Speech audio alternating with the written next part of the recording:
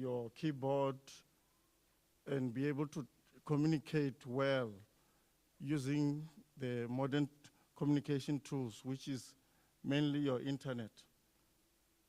Now, that goes to show that this is a transition that we're going through as humanity, to say that we're now going to begin to use various mechanisms of communicating and being able to do things. Some of you might even talk about things like, I use WhatsApp. Actually, let me just find out first. Who doesn't know what WhatsApp is before I just go on? Is there anybody who doesn't know what WhatsApp is here? It seems like everybody does know what WhatsApp is. Who actually went for a course to study how to use WhatsApp? Is it included in your curriculum somewhere? Can I just see? Can you see? This is now becomes common knowledge. You don't have to go and study it like mathematics or accounting. But you can realize that if you don't know how to send a message on WhatsApp, you are actually going to be left out in terms of critical communication, and you will probably just be somebody who's just like in the Stone Ages. So similarly to what you guys are doing here, it's something that today you are here, it's a big fuss about you're doing a hackathon. Come 5 years later, 10 years later, it will be general knowledge. You understand? It's going to be general knowledge. So you need to move with time. You need to make sure that by the time that other things come in, you are well positioned to secure a very good job. Let me go with another example, probably the final one. If you look at the advancement of AI, you will know that in recent time, like last year, there's very popular platforms that have been introduced. I don't think I really have to say a lot about them. And I think some of you are going to use them to cheat. Ne? Yeah, I think you're welcome to use those platforms to cheat, because I don't know what the square root of 125 is. Does anybody know here? I just need to know how to press the calculator to get the answer, isn't it? So the same applies to what you will be doing here. You just need to know how to use those particular tools to give you that particular solution. I have to learn to unlearn quite a number of things, because I learned that all the knowledge that I have, there's a tool there that can actually assist me to even improve on my ideas. So you must be able to use those tools to really explore your ideas and be able to deliver. Like I said, that will be my last example, but I'm now going to come to the critical part. As the Thulamela Business Forum, we are very much honored to be part of this program because we realize that most of our members are very much disadvantaged, not because of their own doing, but because of circumstances. One thing that I would like to point out is that our SMMEs, our businesses, including myself, we are very much scared that our businesses are going to be closing down. And you can imagine what does that mean? It means I won't have a job, I won't have any income. All the people that we employ will also not have a job, and they won't have an income. What is going to be causing that? It's going to be our inability of us SMMEs to adopt this technology that is coming. I learned recently, even the bigger companies are crying. I don't know if any of you have heard of something called, I think it's called Tumi or Tumi. Can somebody pronounce it for me? Pardon? Tumi, is it that online thingy? Temu. Aha. You can hear how many people know that thing. So that thingy is taking a lot of market, even for the bigger companies. Because I think you can get clothes and stuff like that. And you're getting them very much cheaper. So it means all the people who are producing clothes locally are now going to go out of business. That's one part. The second part is that even if I wanted to go online, I don't have enough resources locally to assist me as a business to get to that level where I can compete or contest with those international platforms. So what I'm basically saying here is that in the solutions that you're going to be creating, you must also think about the community that you come from, because you have to uplift them. Don't be too much geared around getting a job at Amazon or getting a job at Google and so forth.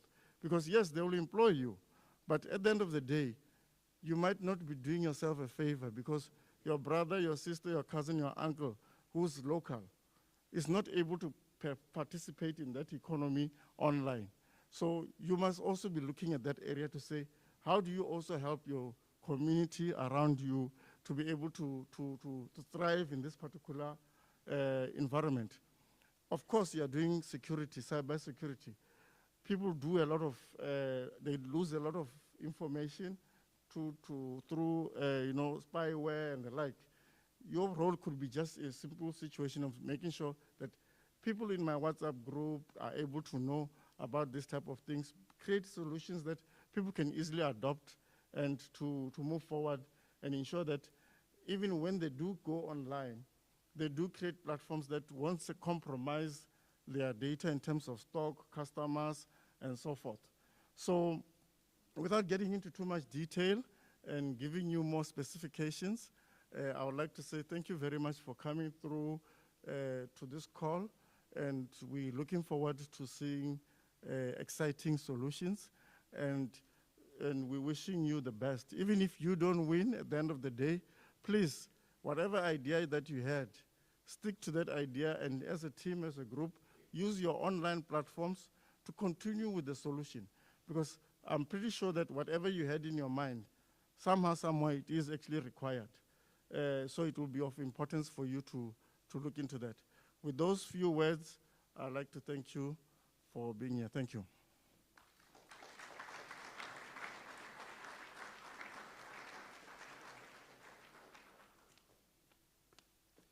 Bomburungeni did not just get the presidency. He spoke mathful. He's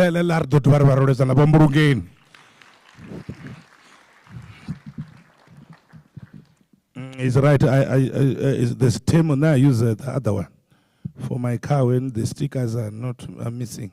It's called to take a lot as well. You just press, go and deliver tomorrow, quick, what, and then so yeah, you've got a challenge, And let's move on. Let's move on to the next item. CSR.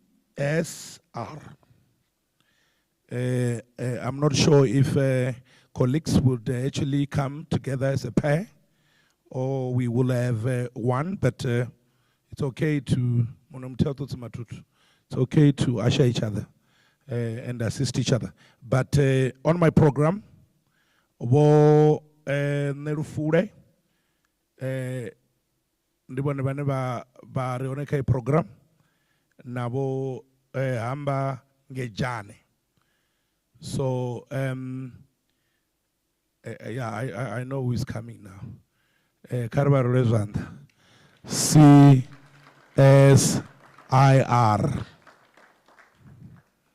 He's not from Venda. Let's clap hands until he gets here.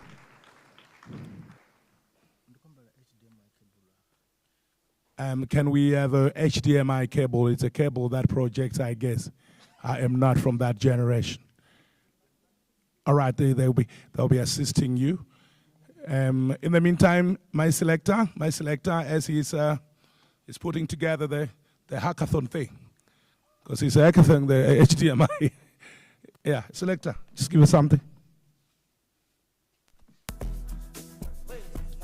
Thank you very much, Program Director.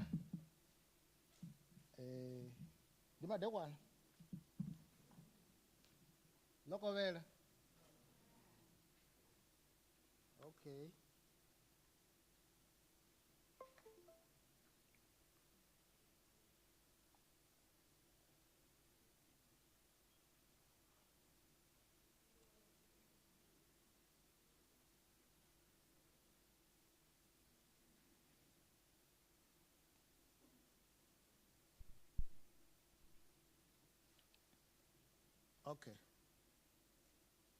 Okay. We are actually coming from the CSIR.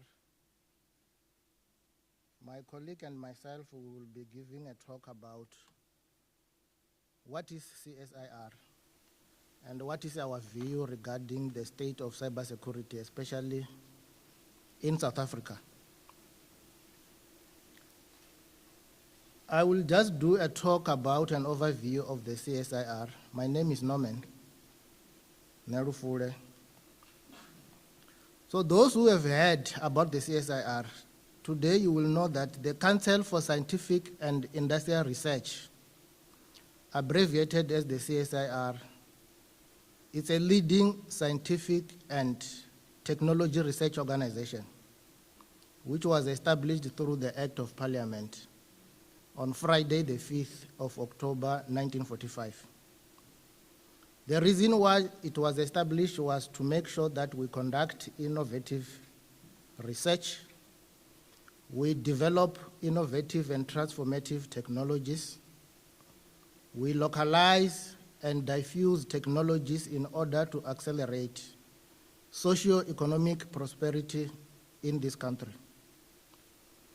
We are required to improve the competitiveness of high-impact industries, to support South Africa re-industrialization by collaboratively developing, localizing, and implementing technology. We are required to drive socio-economic transformation through research, development, and innovation that supports the development of a capable state. We build and transform human capital and infrastructure. The CSIR is a wide organization, and to cut it short, it consists of 3 major divisions that we call the CSIR Chemicals, Agriculture, Food, and Health. We have another division called CSIR Mining, Manufacturing, Defense, and Security. The other division is called the CSIR Natural Resources, Enabling Infrastructure, Public and Professional Services. All these divisions, they have subcomponents called clusters, but I will only concentrate on the one that the colleagues who are coming from the CSIR here belong to, which is the CSIR Mining, Manufacturing, Defense, and Security. So on these divisions, we have 3 clusters. One is CSIR Future Production, that concentrates on mining technologies. We have Future Production that concentrates on manufacturing technologies. And we have Defense and Security Cluster, where we are coming from. So the Defense and Security Cluster has competency areas and one center. One of the competency area or the impact area is aeronautic systems. We have optronic systems. We have command, control, and integrated systems. We have radar and electronic warfare, landward systems, technology for special operations. The one in the center is called the Information and Cybersecurity Center, which brought us here. And all of us, you will see from the CSIR, we belong to this Information and Cybersecurity Center. How it is managed, we have the lead we call the center manager, who is Dr. Jabu Mtweni. We have 4 different research groups. One is the Secure Identity Systems, headed by Rita Kutla. We have Cybersecurity Systems, headed by Billy Peter. We have Data Security and Analytics, headed by Muyowa. We have Governance, Privacy, and Trust, headed by Dr. Zubeida Dawood. All the projects that happened in these 4 research groups, they are managed by Terence Moabalawelo, who is the Contract and Project Management Officer. He is also assisted by Dr. J.K. Pashamshaka. You will see him when he comes to the fore. He assists in terms of strategic projects, strategic ideas, commercialization, and anything that relates to these 2 fields that I've mentioned. And that is why he's also so much interested in this activity. But some of the activities that we normally do within the 4 research groups that I mentioned. On secure identity system, we are more interested in secure identity systems, which talks to biometric system, any identification tool that you can think of. The biometrics such as ear recognition, face recognition, iris recognition. If you have a smart card, today you will know that the CSIR is the one that developed the specifications for the security of the smart card that you are using today. But we are one of the institutions who are interested in making sure that infants, especially as from birth, get a biometric identification using a multimodal system. So in terms of data security and analytics group, we do a lot of data security controls, end-to-end encryption. We do lots of security monitoring in terms of cyber threats and cyber incidences. We can also do disaster recovery. We can do incident response. Incidents, I'm referring to cyber security incident response. And we can also do digital forensics as well. The government's privacy and trust, we are more interested into cybersecurity governance, cybersecurity policy audits and compliance, cybersecurity strategies. We review, we develop those type of strategies. We do a lot of advisory work in terms of privacy and trust enhancing. We also do a lot of maturity assessment. Now we have been so actively involved in cybersecurity awareness and training as well. The last group that I want to talk to is the cybersecurity systems. You might have heard that everything here in this hackathon is cyber what? So we have a group that deals with cybersecurity systems. And most of the activities that happens there involves around cybercrime investigations, embedded security, security performance testing. We can test if you have secure system in your security environment. We do a lot of threat intelligence just to determine if there are new threats that are emerging and how we can combat them. But we are also interested in software development, a new idea of developing secure systems. And we also do a lot of Internet of Things technologies in terms of security. But we also support military in terms of information warfare. And we are currently building a lab for ransomware simulations and modeling. Before I can overload you with the information, I will stop here and ask my RGL to come and continue from here. Thank you so much.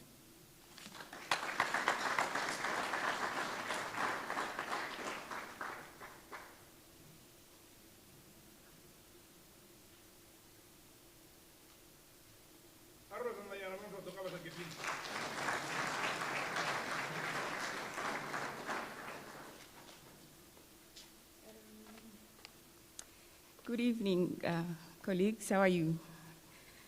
Good evening, how are you? Yes, so I once read somewhere that the definition of intelligence is the ability to adapt, right? So because I'm a good learner, I'm going to adapt as well and say, is it Ndimatekwan? Ndimatekwan. Thank you so much. Okay, so I will continue from where my colleague left, of which is Norman, and I'm going to be talking about cybersecurity. And basically, I'm only going to be giving you the problems or the challenges that we currently are facing from the cybersecurity space or community, so that you understand why it's important for you to be here in this forum. So in a nutshell, I'm going to be presenting the problems so that you then come up with those ideas and solutions to make the cybersecurity space a better place than you found.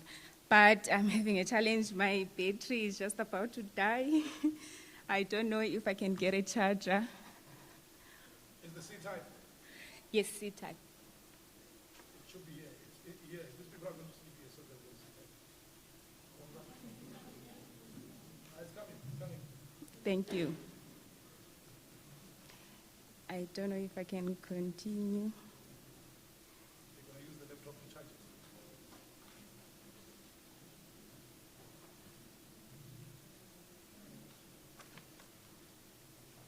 Yes.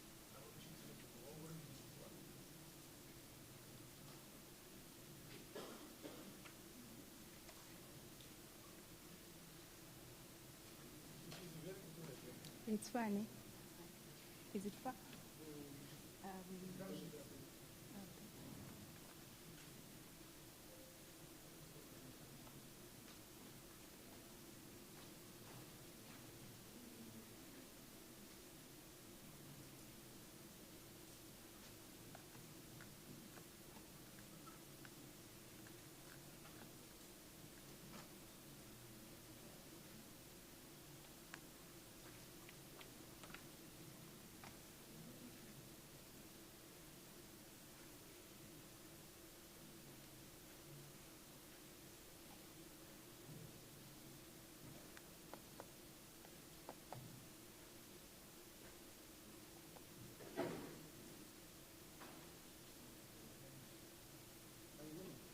I'm waiting for the extension there.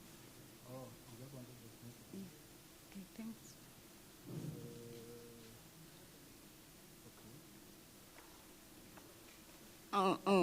You?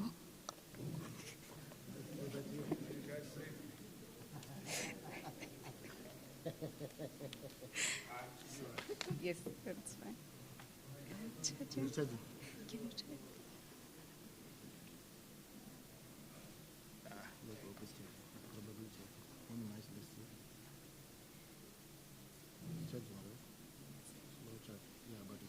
Okay. So how did you make that presentation mode?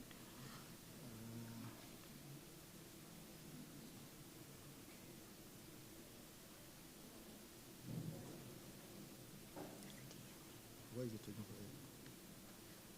This one. Okay. Sorry about that, but we can continue. So I thought in order for me to present the challenges that we currently have, maybe I should zoom into cybersecurity trends so that we can actually analyze what's currently out there in terms of cyber attacks, and then also analyze the cyberspace in the country or in the continent as a whole, and the impact of cyber attacks in general, then recommendations, and I would conclude. Okay, so in order for us to understand the situation that we are currently facing, it would be to look at the trend analysis over a period of 10 years. And as you can see, that it has been gradually increasing. And maybe to define what is a trend analysis, in simple terms, would be the study of behavior or movement of a certain indicator, so that you can see if whatever movement that you are seeing, is it going to the direction that you want it to go to or the opposite direction. Okay, so from a cybersecurity point of view, if cyber attacks are gradually increasing, then it means that we have a challenge, and you can see that it's a steady growth over a period of 10 years. So we need to come up with solutions that would ideally make this graph at least decrease, because if it does decrease, then it means that we are going into maybe, let's say, a right direction, because that's what we need to see maybe, let's say, in the next 5 or 10 years to come. All right, so in my next slide, I have the African kind of analysis in terms of the cyberspace, and I've highlighted what really should be something that you pay your attention to. And in my case, I saw that first point, which says that Africa or South Africa, in terms of the country, or Africa as a whole, it's being used as a test bed by, let's say, developing countries to launch whatever tools that they've developed, so that then they test if they are working or not. But then in that process, we are then affected as a country or affected as a continent. And then you can also see the other bullet points, like number 2, the increase of cyber attacks is exponential, meaning that we need to do something about this so that at least there's balance between cyber attacks and the solutions that we are bringing. So you can also see that there's also some studies like your Dell, which says that it has been found that in the country, like the large enterprise would say, when they are hit by, let's say, a catastrophic attack, they are unable or they are not prepared to deal with in a manner that would be as quick as possible. So these are some of the challenges that we are facing in the cybersecurity space. And then if I go to the prominent incidents that have happened, starting from 2021, some of you would remember the Department of Justice incident where their systems were encrypted by a ransomware, and then they were not able to function or render any services that they're supposed to be rendering on a daily basis. But also to say it's not really our challenge as the country, but also some of the countries in the African continent are also affected. So you'd see the one from Senegal, Rwanda, Kenya, and the list goes on. So if we were to define some of these attacks, I'll just zoom into what is a ransomware, for example, in this case. So in a real world, I usually liken ransomware as not a hijacker, but a kidnapper.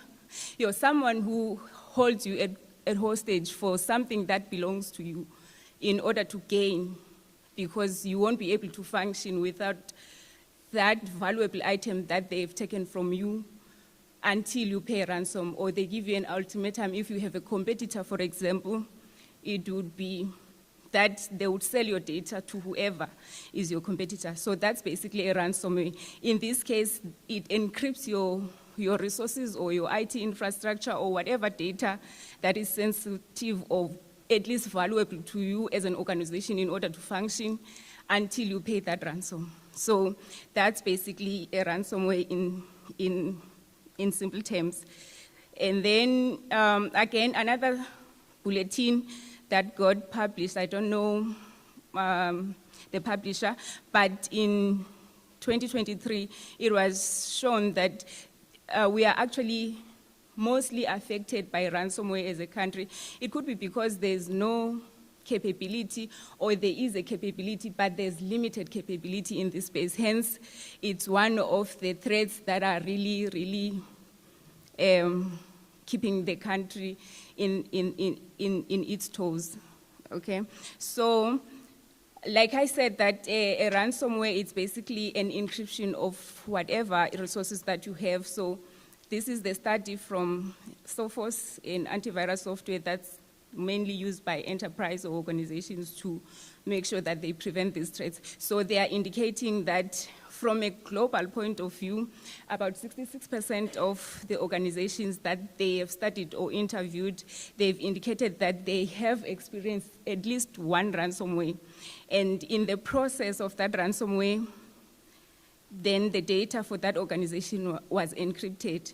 So in that case, as an organization, you have one option or two where you have to pay that ransom amount that's being quoted to you, or if you had a plan or a disaster recovery plan, then you would have some kind of data that you would fall back on, but in the end, you get to experience some kind of at least frustration. But then if you don't have such plans, then it would mean then you pay the ransomware. But the tricky part with paying that ransomware, it means you are enabling the person who has hit you in the first place, but at the same time, you'd remember that you're dealing with a criminal here. Chances are you pay that ransom, but then they come back with an increased amount because you've shown that at least you have money. Then they increase the price. So two things can happen. You either get to be paying these amounts that they keep quoting to you, and you end up not getting the data anyway. So it's always not advised to pay that ransom. So, but then in essence, that's what we are focusing on today, which is the ransomware. But there are other types of cyber attacks that we can talk about, but because of time, I thought let me just focus on just this one. And then in terms of impact on, or let's say data breaches or the aftermath of you being, let's say, attacked, I'm just going to focus on, again, the Department of Justice, but there are other incidences like in Kenya, in Nigeria, Uganda. But the one for the Department of Justice, even as much as they have lost some functions or business because of the attack, they also had to pay a fine with the department, with the information regulator, because they also failed to adhere to the regulations, because they were supposed to report this incident within a certain number of days, and because they failed to do that, they had to incur another cost of 5 million because of that. And then I just read, there's a bulletin that was published yesterday about data breaches in South Africa. They are also estimating that it cost the country about 53 million per incident that happens in the country. For the organization or whoever has been affected, they then get to experience a financial loss because you either pay the people who would come and correct the infrastructure, or you lose business. So in a nutshell, or on average per incident, then we have a 53 million loss per incident. So if you round that up, it says that the country loses about 2 billion a year because of the cyber attacks that are happening. And then to just summarize, these are the threat vectors or the carriers or the vehicles of threats, and therefore that's what simply means, that's what a threat vector means. You can be clicking a link from an email that you got, and then by you clicking that link, you've already spread the virus or whatever the case may be. So on the right or on my left, you have the threat vectors, and then on the left, you have your threats like your ransomware, your malware, your botnet and stuff. So these are the things that maybe when you have time, you can go and read for yourself. But in conclusion, the cyber attack surface or the situation that we are facing as a country or as the continent or as the globe, it's a reality. And therefore, we need gatherings like these where ideas can come, and then solutions can materialize, so that then we come with solutions that would help us counteract these attacks. And in summary, again, the lack of skills or awareness or the lack of reporting from those who have been affected, it's also a weakness that then perpetrates or causes the increase in the cyber attacks. And lastly, which I believe is the recommendation, would be to have some kind of cyber threat intelligence so that we are able to proactively deal with the cyber attacks that we are facing as a country. By that, I mean people, tools, monitoring tools, preventative tools or mitigating tools that we can use to ensure that we deal with the situation or the challenges that we are facing. Okay, so that's the end of my presentation, and I thank you. I don't know if there are any questions.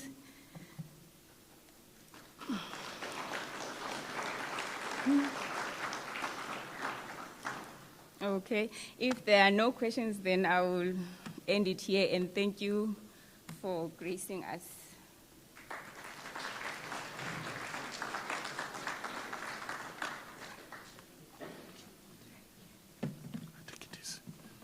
No, you can take it easy. There's no rush in South Africa. And maybe we can leave this here until somebody with an iPhone and a C-type gets here. Maybe until I'm done. Let's give a round of applause. And also the colleague from CISR,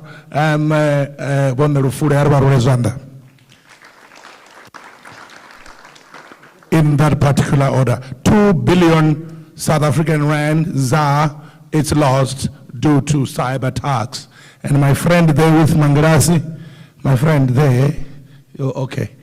My sister there from Kosi Sikelele, you have got a challenge. Maybe we should lose around about 10,000 instead of 2 billion. It's a lot of money. So the future is in your hands. Let us move on. Muredi, do I see Muredi here? Muredi and Bonambudani. Please let's give them a round of applause as they come here to set the scene. So they're going to tell us what's going to be happening between now and the last day. What exactly are we here for? What's going to unfold? And yeah, told there could be a competition here. Somebody has to win something, and somewhere somehow these guys are going to give us the whole picture of how this is going to be. So, yeah, as you're mingling there, it's your time. My job is to give you time, so to talk. He's from University of Johannesburg in Auckland Park in Johannesburg, this one. And then Baba the one who Maradina will be served soon. Your time.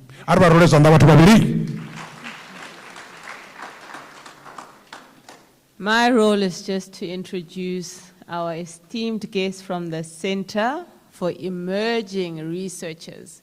So I'm hoping there's a couple of you guys that when you decide on your research topics, you'll be thinking further than just academics. You'll be thinking of how do I commercialize some of those researchers. So Moimeri is going to do that for us. So my question is that most of us here are not in the cybersecurity space, correct? All right.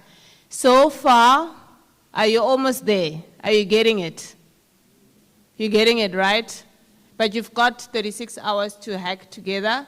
Half of you guys are in the tech space, half of you guys are not. So I'm hoping that you'll be able to, to work together. But yes, Moimeri is gonna, touch. I don't think he'll touch much on the cybersecurity. They've mentioned a lot, but I think we're going to focus on, bringing the sustainable development goals. Remember, we brought those in at the end for some of you to just, challenge, to work on your challenges. But even with that, I saw that you guys were keen on cybersecurity, so you are in the right place. Okay. Nah. Oh. Or do I need to go the Amandla route? Amandla. Guys, nandifi muimeleli mutangwa ndivhale vachidimbini. I just happened to be directing the Center for Emerging Researchers. We are an institution based at the University of Johannesburg Business School. So I represent not less than 300 honors, masters, PhD, and postdoc students.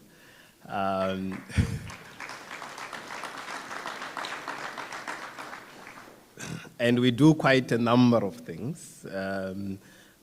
Research and researcher development is actually our core development program, where we work with those who wish to explore, access, and succeed in postgraduate opportunities. We then assist them accordingly. But we are also organized in research groups, just like the CSIR. We look up to the CSIR. So we also have a number of research groups. And we do quite a lot of these hackathons. And it's interesting how our understanding of what a hackathon is, right? So if you break down the word hackathon, you will realize that it's made up of the word hack and also the word marathon, right? So a hackathon, it's more of a digital marathon. You know, marathons you run for an extended number of hours. So even here, we are actually in a marathon. So we are in a 36-hour marathon. But in these 36 hours, what is it that we'll be doing? We'll be hacking. But what is to hack, right? Hacking can be defined as, gaining unauthorized access, right? But within the context of a hackathon, which we describe or define as rapid problem solving. So we are solving a problem rapidly in a form of a marathon. So in that 36 hours, you are there to solve a problem, right? So that thinking or that concept of rapid problem solving can be applied to different contexts. It's not limited to digital encoding. So actually, there's another definition for the word hack, which means a rough cut, right? So you are taking a problem and you want to make a significant damage to that particular problem within that period of time. You get my point? So it's hackathons, it's more of an approach that we at the Center of Emerging Researchers use quite a lot. And we have developed successfully quite a number of solutions, both to private sector as well as public sector stakeholders. I think the second, as part of setting the scene, I think I'd also need to speak about entrepreneurship within the context of a hackathon. Because we said hackathon is rapid problem solving. Entrepreneurship is sustainable problem solving, right? So when you have a problem, you can come up with a number. There might be a number of solutions to the same problem, right? But entrepreneurship is all about which of those solutions is sustainable, right? What does it mean? Which of those solutions can you actually continue to offer sustainably? Right? So, and I think the third word that I think as part of setting the scene it's worth talking about is the word innovation. Right? So what is innovation? I define innovation as the successful exploitation of new ideas. Right? So we need to, so see these three words that I've just presented to you. They need to be, they are part and parcel of what is it that we'll be doing in the next 36 hours. We'll be solving problems rapidly. We'll be attempting to come up with sustainable solutions to the problems that we are trying to solve. But at the same time, we want to explore or exploit those new ideas successfully, right? So within your groups, you will realize that some of you guys are on the tech side. You have capabilities to be able to develop, but some of you are not. right? So even those of you who are not developers, you are not lost. You are actually at the right place because innovation has a component of new ideas or new thinking, and the technology becomes an enabler. Technologies allows us to be able to exploit those ideas successfully, right? So those who develop the technologies are not necessarily the ones who come up with the ideas. You understand what I'm saying? So the idea is actually the innovation, or it is an important component of what an innovation is. You get my point? Hence, within your groups, there are those who are tech-heavy and those who are not tech-heavy, because those who are not tech-heavy are important in terms of us being able to come up with those ideas that can be successfully exploited by the technology that will then be built by those who can develop the app. You get my point? So we need to work together, right? So the country or even the world now has moved to a space where we are faced with some call it complex problems, right? So these are the type of problems that can be solved by individuals with capabilities that are specialized in a particular area. But we need diversity. We need to work together to collaborate, right? Different people with different ways of thinking and capabilities coming together to work together to solve the problem. And I think that's basically the reason why you have been grouped in the kind of a composition of the group that you are sitting into. I won't speak about why cybersecurity is important, but within the context of rapid problem solving, context becomes important as well, right? And there are few things. Cybersecurity is a context that you need to be aware of or to keep at the back of your mind because it's the main theme of this 36-hour hackathon. But the second context that we cannot ignore is the Sustainable Development Goals, right? We are living in a district that is in the province, which is in the country, that is aligned with the Sustainable Development Goals, which have been tailor-made to what we call the South African Development Plan. And in the province, we also have a tailored version of that. So when you are working or using your computers to Google and search some of the content that you need to come up with the solutions, etc., one context that you need to be able to link your solution to is the Sustainable Development Goals. We are together, right? So we are solving this problem within a particular context. Right. Hence, the idea or the context of local solutions becomes important and relevant as well. Right. So we are not coming up with solutions that are going to be applied very far. Right. We need to think about the local solutions, the context of the rural context that we found ourselves in. You get my point. So I thought it's important for me to touch on some of those areas for you to then be able to link whatever solutions you'll be coming up with those different areas from a context perspective, because context is very important. Situational analysis is very critical. You can come up with a solution which sounds brilliant, but it fails because it's not linked to, or it didn't consider some of the variables that are context specific.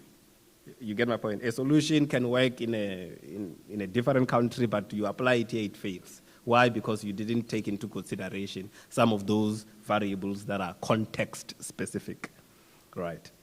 So with all that being said, the theme that has been decided on as far as this 36-hour hackathon is concerned is you need to assume the role of guardians of the digital realm, right? So we are in the fourth industrial revolution. There's quite a lot of technologies for artificial intelligence, etc. And there are, I mean, she spoke about some of the trends, some of the things that are happening within the cyber space, right? And some of you might have experienced some of these things personally, or your mothers are being hacked and they are losing their money. All those things are happening, right? So you guys, in the next 36 hours, you need to assume the role of guardians of the digital realm, right? And there are 4 challenges, and I'll just read them very quickly, but within your groups, we will bring them. And for you, and you guys, you can then pick one that you will then be focusing on within the next 36 hours. So how we arrived at these 4 challenges is that as part of you guys applying to participate, if you remember, you were requested to select a problem that you are interested in, right? And there was a list of more than 10. So what we have done is we picked the top 4 that most people were interested in. And the first one is developing an interactive platform or application to raise cybersecurity awareness in local communities, right? The second one, creating a web-based solution or a mobile app to improve digital literacy and promote safe internet practices. The third one, developing a tool, can be web-based or mobile, that helps users to be able to detect and prevent phishing attacks. Then the fourth one is designing cybersecurity solutions that are tailored to small businesses, right? I know I ran through them quickly, but we will bring them to your respective tables so that you can then, as a group, be able to select one, and you will then be able to spend the entire 36 hours or the next 3 days working on those. And there will be quite a lot of support that you will receive in the process, including a series of master classes. Each group will be allocated a mentor who will be assisting you, guiding you. We have, when I was looking at the sponsor here, CSIR, guys, is not a small organization. You guys are extremely privileged to have the kind of entities that are actually here to support you. And maybe to conclude by saying, how do we define success in terms of a hackathon like this? One area is obviously output, right? There's quite a number of groups here, but at the end, each group will be given an opportunity to pitch and demo their solution. And from those that will demo, total of, I think, top 5 will be selected as winners. There will be prizes, nice prizes for the top 5. Maybe you want to clap? Because immediately when I say prizes, I could see the smiles, So the top 5 will be given prizes. Some prizes might be for you to enjoy immediately, but there's also a prize that includes you being supported post the hackathon to be assisted to try to develop that particular idea further into a sustainable business, right? So it's a benefit, or it's a value or an incentive from an outcome perspective. However, we also define success at an individual level, right? Some of you are probably hearing some of the content about cybersecurity, you might be hearing it for the first time. But there is success from a development of you as an individual, right? It's important that you learn as much as you can.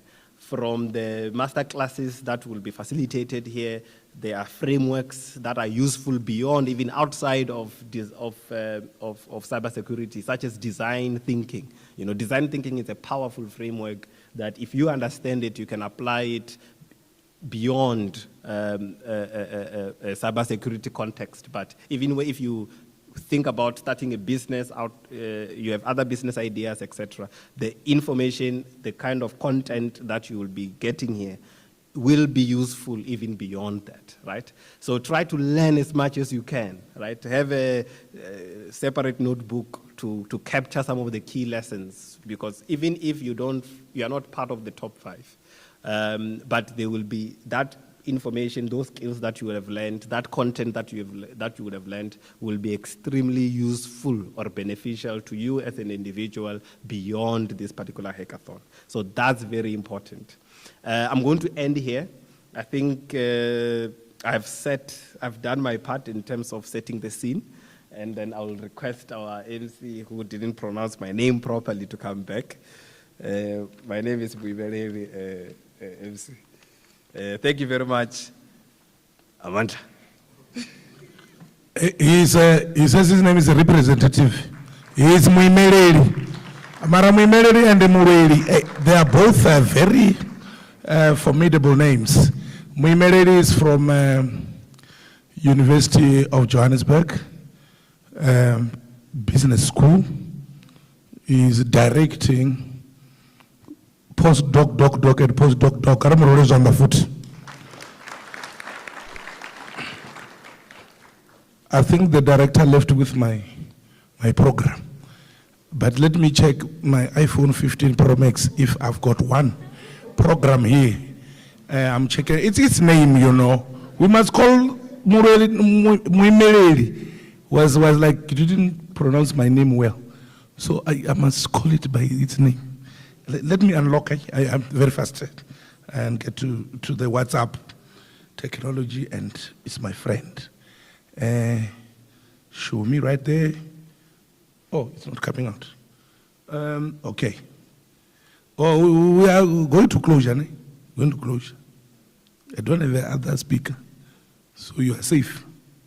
I like the part in conclusion. So now I'm saying in conclusion of closing. I'm looking for that closing. Yes. Quarter to hack, approach and contact people. Let's welcome, hey, when I was still on radio, I would be given a script and I will consult a person who can pronounce certain names very well so that I don't make a mistake. But yeah, I made my mistake. I think I will try my best in phonetics. Mr. Siversion Cheta. Let's welcome him with a round of applause. He will correct me here, but I tried my best. Welcome, sir. It's not too bad at all, not too bad at all. Ladies and gentlemen, innovators and honored guests, I'd like to welcome you to the Guardians of the Digital Realm and Cybersecurity Hackathon. Today marks the beginning of an exciting journey where creative skills, dedication, and the courage that you will tackle some of the most pressing challenges in cybersecurity. Firstly, I would like to thank all the participants, sponsors, and partners. Without your support and enthusiasm, this event would not be possible. Your commitment to making the digital world a safer place is truly inspiring. Can we give them a round of applause, please? As we embark on this journey, I want to remind you of a few key points. Innovation and collaboration. This hackathon is not just about competition. It's a celebration of collaboration and innovation. Your ideas and solutions, both from a diverse perspective and skills, have the potential to revolutionize cybersecurity. Work together, share knowledge, and push the boundaries where it's possible. Problem solving. Cybersecurity is a deep, dynamic field of constantly evolving threats. Yo, that sounds nice, eh? Your task is to identify and address those challenges with novel solutions. Don't be afraid to think outside the box and take risks. Remember, every great innovation started with a bold idea. Learning and growth. Take this opportunity to learn from each other. Grow as professionals. The experience you gain here and the friendships you forge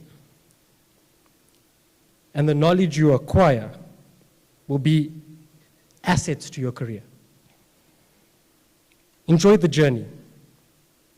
While the goal to develop groundbreaking solutions don't forget the process of a hackathon is intense, but also fun. Embrace the challenge, savor yourself, and enjoy the thrill of the creation. In a moment, the countdown will begin. You'll dive into hours of coding, brainstorming, and problem solving.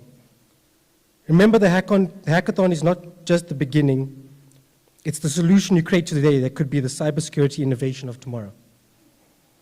So let's make every second count. Let's harness the power of collective geniusness that we have in this room and create a safer digital world. I believe in each and every one of you, and I can't wait to see the incredible solutions you're going to come up with. Let the hack begin. Good luck, and may the best idea win. Thank you.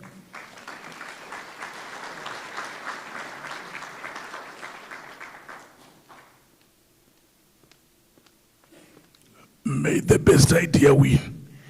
And yoga hackathon 36 hours. Yeah, it was very short and precise, and he was making sense. I did not know what this thing is about, but he opened my eyes. And my Shumari, come and do the well wishes for the students, because we're about to have a dinner. There's a difference between dinner and supper. You will find out when we leave here. You're going to have the best time of your life. Director. Oh, dynamite, there's explode in small packages. Your time, ma'am. All right, guys. Yeah. Inspiring conversations. Thank you, Bo MC. Okay. So as we conclude the formal sessions of today and prepare to dive into the heart of our hackathon, the heart of hacking, I want to take a moment to reflect on what we've just been listening to, some very inspirational conversations and discussions. Today we've been inspired by insightful presentations and engaged discussions that have set the stage for the exciting challenge ahead. And I hope you guys are ready for this challenge. Our Directorate of Community Engagement, Entrepreneurship, Inclusive Innovation, and Commercialization has welcomed us with a powerful message about the potential impact of our work. We've learned from experts about the critical importance of cybersecurity and how it aligns with Sustainable Development Goals, emphasizing our responsibility to create solutions that are not only innovative, but also socially and economically beneficial. So, as he said, everything is in your hands. Our future is in your hands. We've also heard from the Thulamela Business Forum about the urgent need for small businesses to adopt new technologies to stay competitive and secure in an increasingly digital world.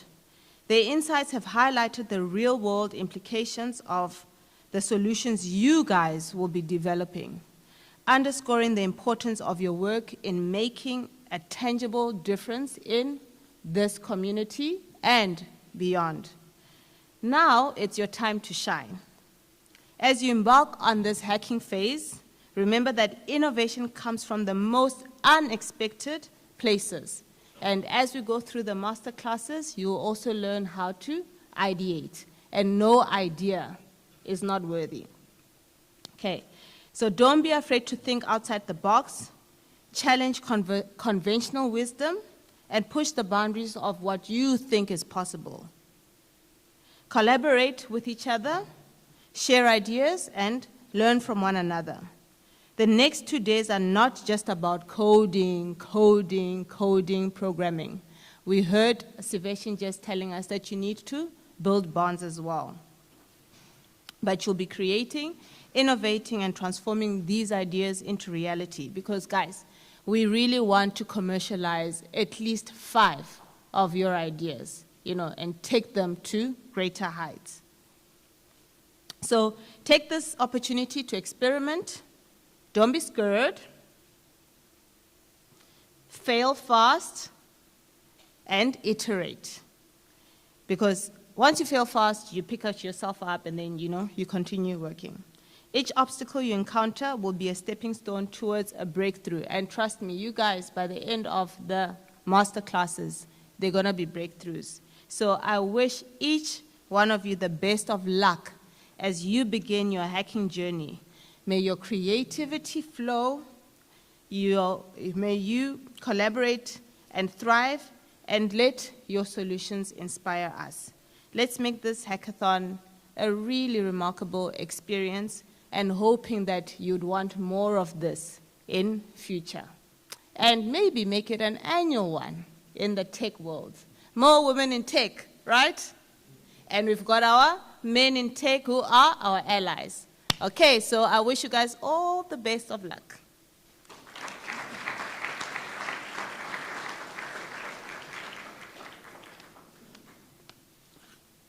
But the end of the watching your five, iPhone 10 to 9. That means we are actually, time has run out.